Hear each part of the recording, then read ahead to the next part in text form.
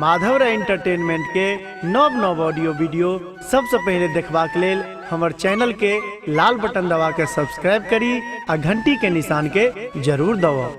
बहिनों खेला चलेली माटी के सामा गढ़ली, बहिनों खेला चलेली हो ओ भैया जीवा हो ओ चुक चुक जीवा हो माटी के सामा गढ़ली, बहिनों खेला चलेली माटी के सामा गढ़ली, बहिनों खेला चलेली हो ओ भैया जीवा हो ओ चुक चुक जीवा हो माटी के सामा गढ़ली, बहिनों खेला चलेली।